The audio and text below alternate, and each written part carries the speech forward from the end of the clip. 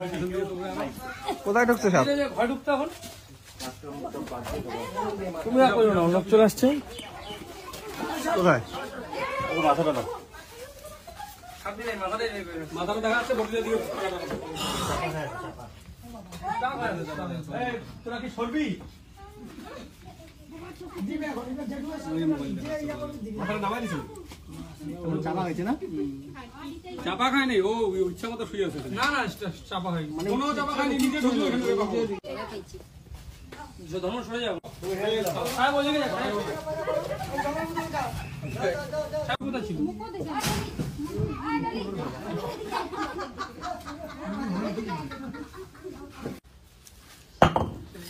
পরে দেখাবে।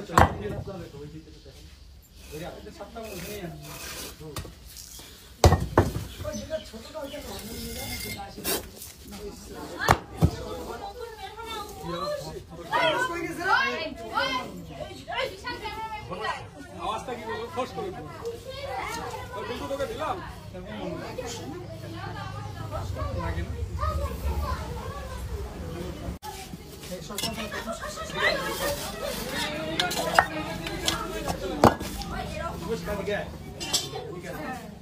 ইন্টারেস্ট কেন?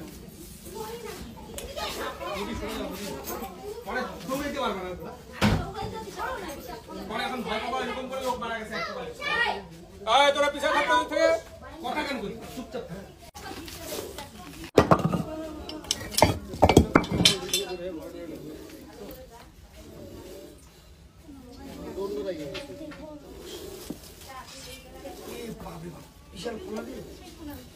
তুই সর।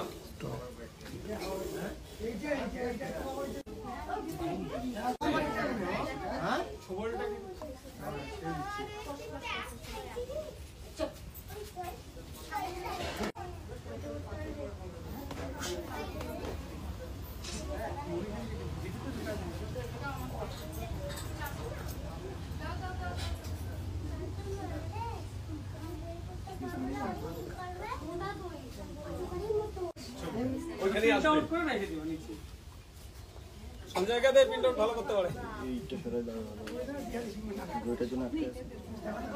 ছোট লোকটা আমার সামনে দাঁড়িয়ে বাচ্চা ছিল।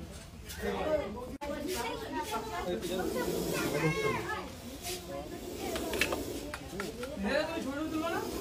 ছবি ধরো না, পিছাও না।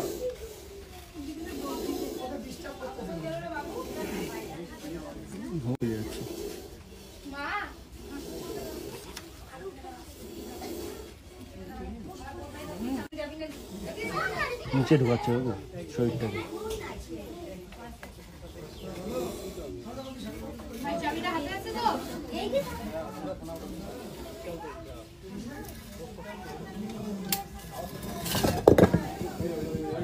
সম্পূর্ণ শরীরটাকে ঢুকাচ্ছে।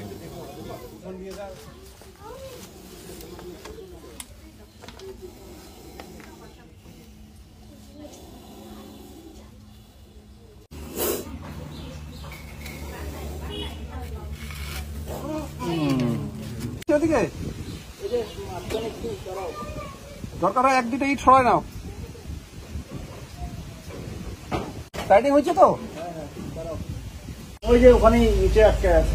নিচে একদম নিচে কোনাটা, একদম নিচে চলে। Slow slow slow slow slow slow slow slow slow slow.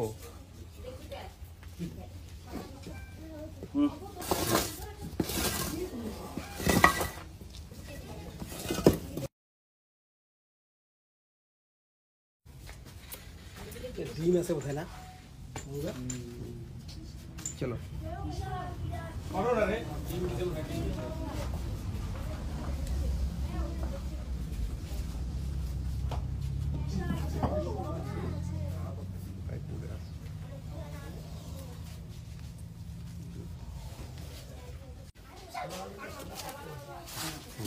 মাথাটা খালি ঘুরে দাও।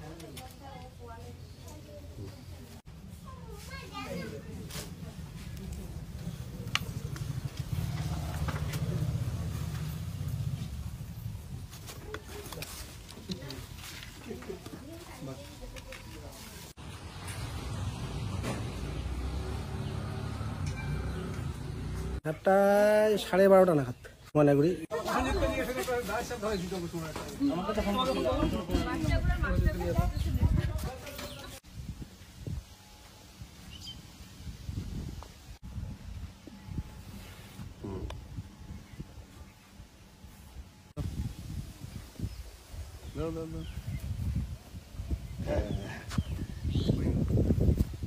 ওই যে গর্তে ঢুকতেছে, ওই যে নিচে পড়লো।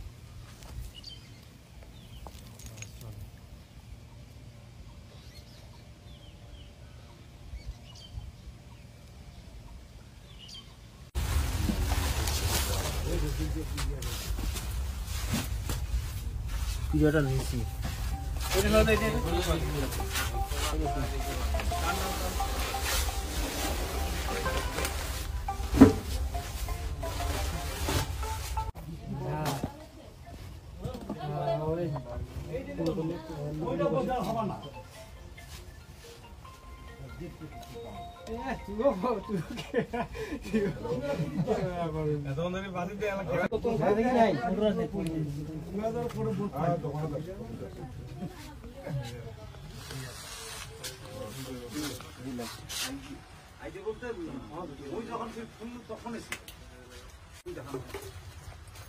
আর 2-3-4 মিনিট পরে ছোট নদীটা ওটা এই মাথা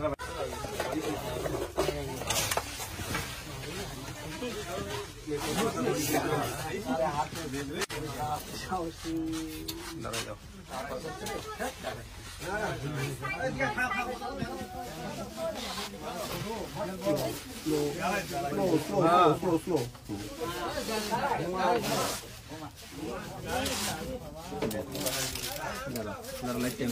বাইরে নিয়ে ঘোরা দেখি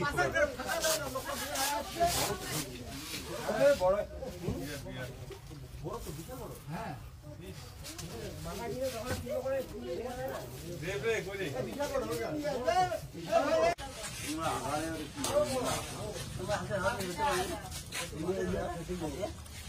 দেখো কায়দাটা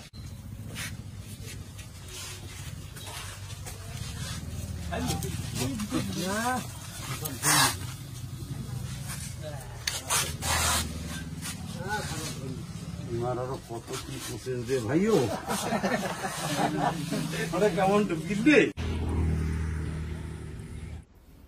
নমস্কার, আমি নন্দকুমার, পিপিএস ময়নাগুড়ি। আজকে একটা বিষয় নিয়ে আপনাদের সামনে।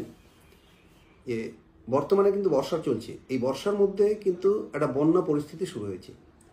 ফলে কি হচ্ছে, আমাদের যে একটা সমস্যা, সাধারণ মানুষের একটা সমস্যা, কি বড় সমস্যা, সাপের। সাপ মূলত কয়েকটি কারণে মানুষের ঘরে, দোকানে, স্কুল, কলেজ, বিভিন্ন জায়গায় ঢুকে যাচ্ছে। এর মূলত কারণ হচ্ছে সাপের যে বাসস্থান। সাপ কোথায় থাকে? সাপ থাকে ইঁদুরের গর্তে, সাপ থাকে ঝোপে, জঙ্গলে, বা নদীর কিনারে, বা পুকুরের কিনারে। এইসব জায়গায় সাপ থাকতে পছন্দ করে। অথবা আপনার বাড়ির আশেপাশে যদি কোনো নির্দিষ্ট কোনো জায়গা থাকে, যে পোয়াল আছে, বা দীর্ঘদিন থেকে টায়ার পড়ে আছে, দীর্ঘদিন থেকে কিছু বস্তা পড়ে আছে, ইট পড়ে আছে, সেই জায়গাগুলোতেও সাপ থাকতে পছন্দ করে। এখন যেহেতু বর্ষা চলছে, সাপের যে জায়গা, সেই সাপের জায়গায় কিন্তু জল চলে যাচ্ছে। ফলে কি হচ্ছে, তাদের যে বাসস্থান, সেই বাসস্থানে ব্যাঘাত ঘটছে। নিরাপদ আশ্রয়ের জন্য তারা এই মানুষের ঘরে বা দোকানে বা বিভিন্ন জায়গায় ঢুকে যাচ্ছে। তখনই কিন্তু একটা আতঙ্ক সৃষ্টি হচ্ছে। একদম না। আপনার ঘরে যদি সাপ ঢুকে যায়, আপনি কখনোই আতঙ্ক হবেন না, ভয় পাবেন না।